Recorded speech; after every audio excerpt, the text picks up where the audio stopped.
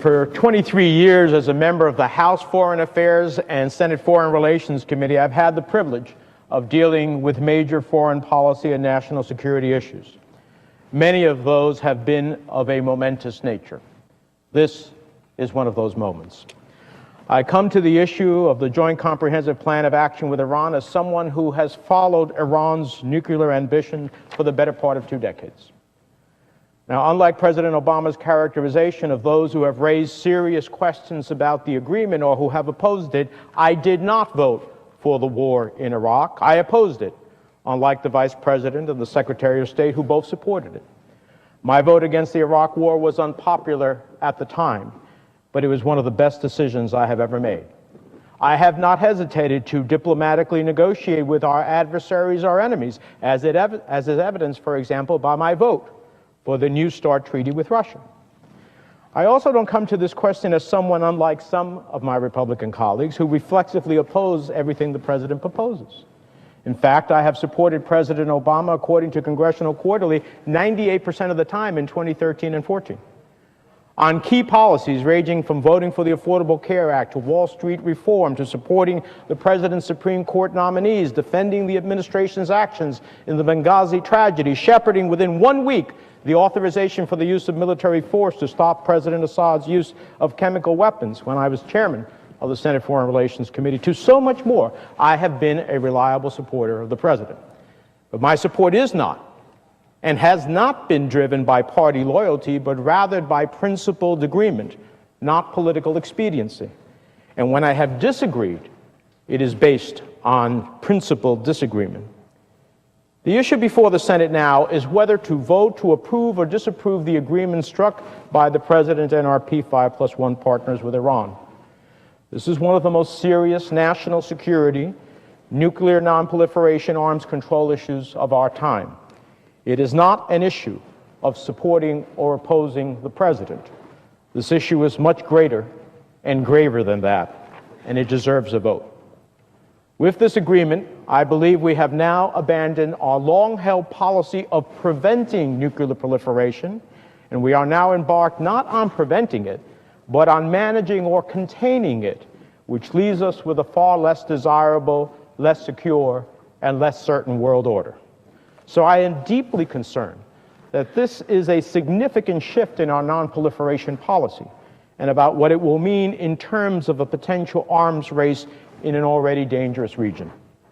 Why does Iran, which has the world's 4th largest proven oil reserves with 157 billion barrels of crude oil and the world's 2nd largest proven natural gas reserves with 1,193 trillion cubic feet of natural gas, need nuclear power for domestic energy?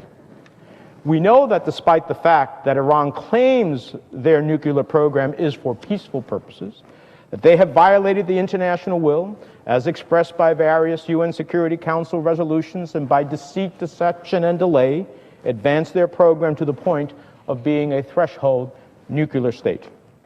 It is because of these facts, and the fact that the world believes that Iran was weaponizing its nuclear program at the Parchin military base, as well as developing a covert uranium enrichment facility in Fort Al, built deep inside of a mountain, raising serious doubts about the peaceful nature of their civilian program and their sponsorship of state terrorism, that the world united against Iran's nuclear program. So in that context, let's remind ourselves of the stated purpose of our negotiations with Iran. Simply put, it was to dismantle significant parts of Iran's illicit nuclear infrastructure to ensure that it would not have nuclear weapons capability at any time. We said we would accommodate Iran's practical national needs, but not leave the region and the world facing the threat of a nuclear-armed Iran at a time of its choosing. In essence, we thought the agreement would be rollback for rollback. You roll back your infrastructure, we roll back our sanctions. At the end of the day, what we appear to have is a rollback of sanctions and Iran only limiting its capability, but not dismantling it or rolling back. What did we get? We get an alarm bell should they decide to violate their commitments. and a system for inspections to verify their compliance. That, in my view, is a far cry from dismantling. Now, while I have many specific concerns about the agreement, my overarching concern is that it requires no dismantling of Iran's nuclear infrastructure and only mothballs that infrastructure for 10 years. Not even one centrifuge will be destroyed under this agreement. Fordow will be repurposed, Iraq redesigned. The fact is, everyone needs to understand what this agreement does and does not do so they can determine whether providing Iran permanent relief in exchange for short-term promises is a fair trade. This deal does not require Iran to destroy or fully decommission a single uranium enrichment centrifuge.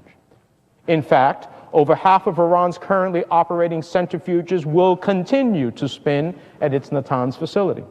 The remainder, including more than 5,000 operating centrifuges and nearly 10,000 not yet functioning, will merely be disconnected and transferred to another hall at Natanz, where they could be quickly reinstalled to enrich uranium.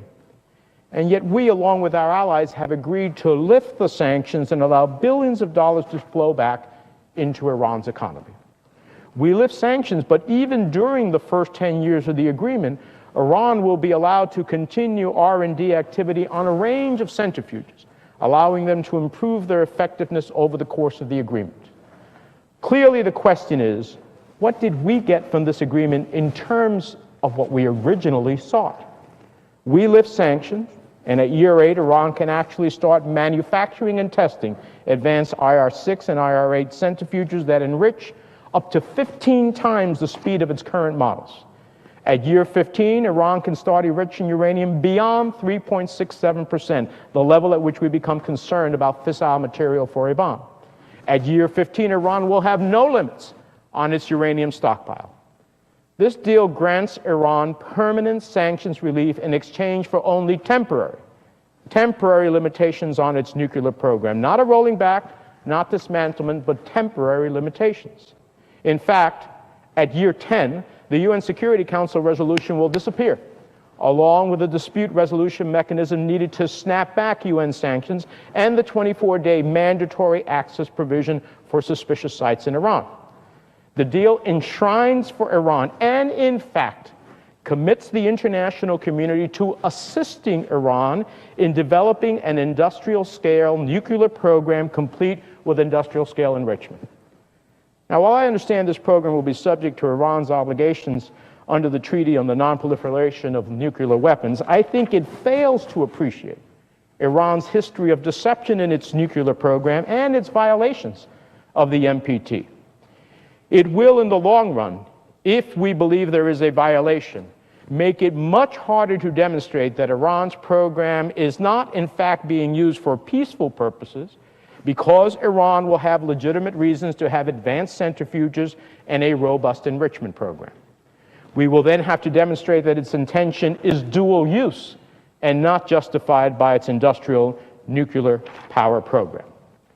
Within about a year of Iran meeting its initial obligations, Iran will receive sanctions relief to the tune of $100 to $150 billion, not just the release of frozen assets that don't amount to that amount, but also in renewed oil sales of another 1 million barrels a day, as well as relief from sectoral sanctions in the petrochemical, shipbuilding, shipping, port sectors, gold, and other precious metals, software, and automotive sectors. Iran will also benefit from the removal of designated entities, including major banks, shipping companies, oil and gas firms from the U.S. Treasury list of sanctioned entities. Quote, of the nearly 650 entities that have been designated by the U.S. Treasury for their role in Iran's nuclear and missile programs or for being controlled by the government of Iran, more than 67% will be delisted within 6 to 12 months, close quote, according to testimony before the Senate Foreign Relations Committee. For Iran, all this relief comes likely within a year, even though its obligations stretch out for a decade or more. Considering the fact that it was President Rouhani who, after conducting its physical audit after his election, likely convinced the Ayatollah that Iran's regime could not sustain itself under the sanctions, and knew that only a negotiated agreement would get Iran the relief it critically needed to sustain the regime and the revolution, the negotiating leverage was, and still is, greatly on our side. However, the JCPOA in paragraph 26 of the sanctions heading of the agreement says the U.S. administration, acting consistently with the respective roles of the President and the Congress, will refrain from reintroducing or reimposing sanctions specified in Annex 2 that it has ceased applying under this JCPOA. I repeat, the United States will have to refrain from reintroducing or reimposing the Iran Sanctions Act that we passed unanimously, which expires next year, that was critical in bringing Iran to the table in the first place. In 2 hearings, I asked Treasury Secretary Lew and Undersecretary Wendy Sherman whether the United States has the right to reauthorize sanctions to have something to snap back to. And neither would answer the question, saying only that it was too early to discuss reauthorization. But I did get my answer from the Iranian ambassador to the United Nations, who in a letter dated July 25th of this year said, quote, "It is clearly spelt out in the JCPOA that both the European Union and the United States will refrain from reintroducing or reimposing the sanctions and restrictive measures lifted under the JCPOA. It is understood that the reintroduction or reimposition, including through extension of the sanctions and restrictive measures, will constitute significant non-performance which would relieve Iran from its commitments in part or in whole," close quote. The administration cannot argue sanction policy both ways. Either they were effective in getting Iran to the negotiating table or they were not. Sanctions are either a deterrent to breakout or a violation of the agreement, or they are not. Frankly, in my view, the overall sanctions relief being provided, given the Iranians' understanding of restrictions on the reauthorization of sanctions, along with the lifting of the arms and missile embargo well before Iranian compliance over years is established, leaves us in a weaker position and to me is unacceptable. If anything is a fantasy, it is the belief that snapback without congressionally mandated sanctions, with EU sanctions gone and companies from around the world doing permissible business in Iran, will have any real effect. As the largest state sponsor of terrorism, Iran, who has exported its revolution to Assad in Syria, the Houthis in Yemen, Hezbollah in Lebanon, directed and supported attacks against American troops in Iraq, will be flush with money, not only to invest in their domestic economy, but to further pursue their destabilizing hegemonic goals in the region. If Iran can afford to destabilize the region with an economy staggering under sanctions and rocked by falling oil prices, what will Iran and the Quds Force do when they have a cash infusion of more than 20% of their GDP, the equivalent of an infusion of $3.4 trillion into our economy? And if there is a fear of war in the region, it will be one fueled by Iran and its proxies and exacerbated by an agreement that allows Iran to possess an industrial-sized nuclear program and enough money in sanctions relief to significantly continue to fund its hegemonic intentions throughout the region. Which brings me to another major concern with the JCPOA, namely the issue of Iran coming clean about the possible military dimensions of its program. For well over a decade, the world has been concerned about the secret weaponization efforts conducted at the military base called Parchin. The goal that we in the international community have long sought is to know what Iran accomplished at Parchin, not necessarily to get Iran to declare culpability, but to determine how far along they were in their nuclear weaponization program so that we know what signatures to look for in the future. David Albright, a physicist and former nuclear weapons inspector and founder of the Institute for Science and International Security, has said, quote, "Addressing the IAEA's concerns about the military dimensions of Iran's nuclear programs is fundamental to any long-term agreement. An agreement that sidesteps the military issue would risk being unverifiable," close quotes. The reason he says that an agreement that sidesteps the military issues would be unverifiable is because it makes a difference if you are 90% down the road in your weaponization efforts or only 10% advanced. How far advanced Iran's weaponizing abilities are has a significant impact on what Iran's breakout time to an actual deliverable weapon will be. The list of scientists the P5+1 wanted the IAEA to interview were rejected outright by Iran. After waiting over 10 years to inspect Parchin, they are now given 3 months to do all of their review and analysis before they must deliver a report in December of this year. How the inspections and soil and other samples are to be collected are outlined in 2 secret agreements that the U.S. Congress is not privy to. The answer as to why we cannot see those documents is because they have a confidentiality agreement between the IAEA and Iran, which they say is customary. But this issue is anything but customary. And according to an AP story of August the 14th, and I quote, "They say the agency will be able to report in December. But that assessment is unlikely to be unequivocal because chances are slim that Iran will present all the evidence the agency wants or give it the total freedom of movement it needs to follow up the allegations. Still, the report is expected to be approved by the IAEA's board, which includes the United States and other powerful nations that negotiated the July 14th agreement.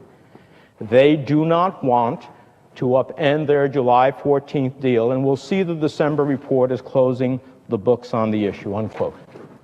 So it would seem to me that what we're doing is sweeping this critical issue under the rug.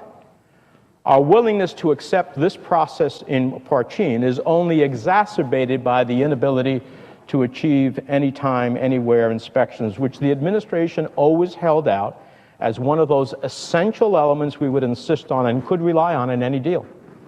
Instead, we have a dispute resolution mechanism that shifts the burden of proof to the United States and its partners to provide sensitive intelligence, possibly revealing our sources and methods by which we collected the information, and allow the Iranians to delay access for nearly a month.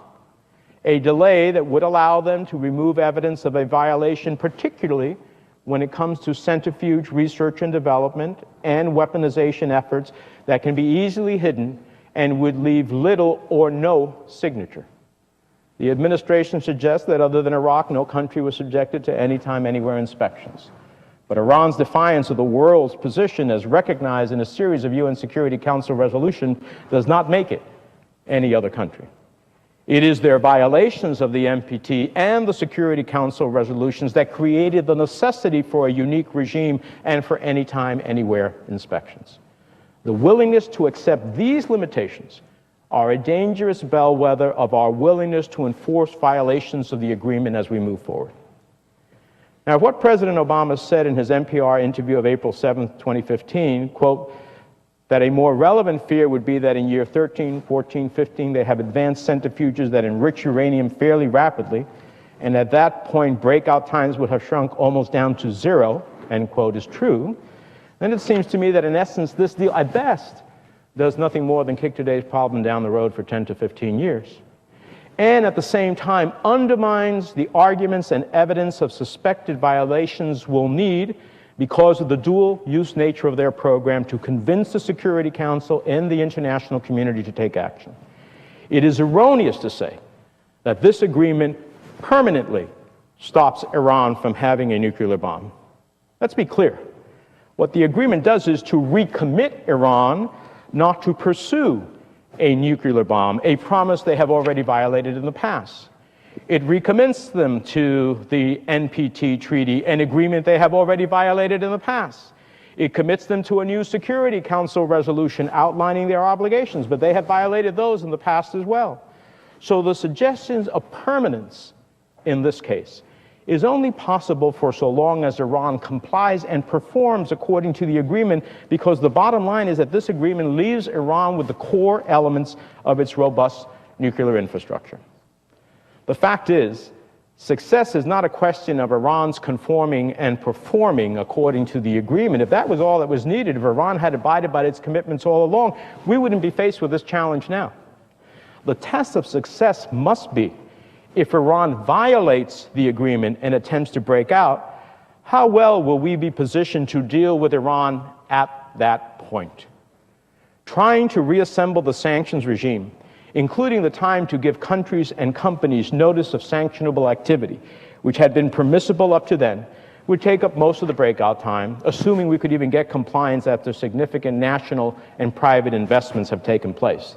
That, indeed, would be a fantasy.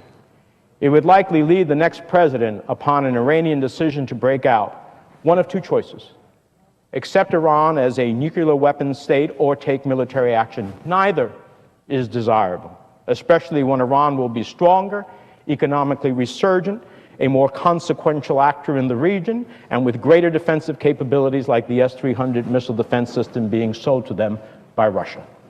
So the suggestion of permanency in stopping Iran from obtaining a nuclear weapon depends on performance. And based on the long history of Iran's broken promises, defiance, and violations, that is hopeful. Significant dismantlement, however, would establish performance up front, and therefore the threat of the capability to develop a nuclear weapon would truly be permanent. And any attempt to rebuild that infrastructure would give the world far more than 1 year's time. Now, the President and Secretary Kerry have repeatedly said that the choice is between this agreement or war. I reject that proposition, as have most witnesses, including past and present administration members involved in this issue, who have testified before the Senate Foreign Relations Committee and who support the deal, but reject the binary choice between the agreement or war. If the P5 had not actually achieved an agreement with Iran, would we be at war with Iran today? I don't believe so. I believe we could still get a better deal, and here's how. We can disapprove this agreement without rejecting the entire agreement. We should direct the administration to renegotiate by authorizing the continuation of negotiations and the joint plan of action, including Iran's $700 million a month lifeline, which to date have accrued to Iran's benefit to the tune of $10 billion, and pausing further reductions of purchases of Iranian oil and other sanctions pursuant to the original JPOA. Iran will continue to want such relief as well as avoid a possible military attack, so they are incentivized to come back to the negotiating table. We can provide specific parameters for the administration to guide their continued negotiations and ensure that a new agreement does not run afoul of Congress. A continuation of talks would allow the reconsideration of just a few, but a critical few issues, including the immediate ratification by Iran of the additional protocol to ensure that we have a permanent international agreement with Iran for access to suspect sites, a ban on centrifuge R&D for the duration of the agreement to ensure that Iran doesn't have the capacity to quickly break out just as the UN Security Council resolutions and snapback of sanctions is off the table. Close the Fordow enrichment facility. The sole purpose of Fordow was to harden Iran's nuclear program to a military attack. We need to close the facility and foreclose Iran's future ability to use the facility. If Iran has nothing to hide, they shouldn't need to put it deep under a mountain. The full resolution of the possible military dimensions of Iran's program. We need an arrangement that isn't set to whitewash this issue. Iran and the IAEA must resolve the issue before permanent sanctions relief and failure of Iran to cooperate with a comprehensive review should result in automatic sanctions snapback. And fifth, extend the duration of the agreement. One of the single most concerning elements of the deal is its 10 to 15-year sunset of restrictions on Iran's program with off-ramps starting year 8. We were promised an agreement of significant duration, and we got less than half of what we are looking for. Iran should have to comply for as long as they deceive the world's positions, or at least 20 years.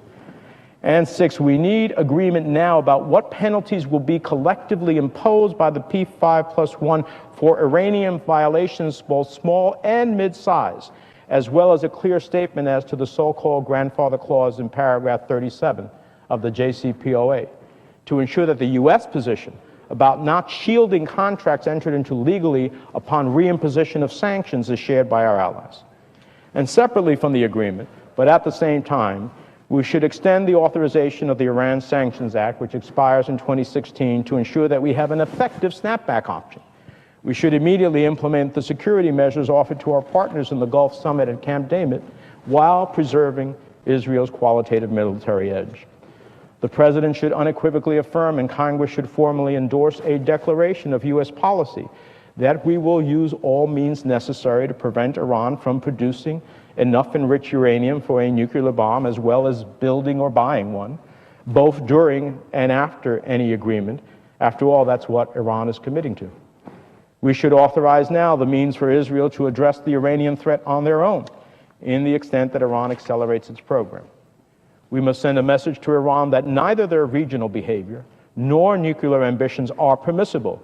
If we push back regionally, they will be less likely to test the limits of our tolerance towards any violation of a nuclear agreement. The agreement that has been reached failed to achieve the one thing it set out to achieve. It failed to stop Iran from becoming a nuclear weapons state at a time of its choosing.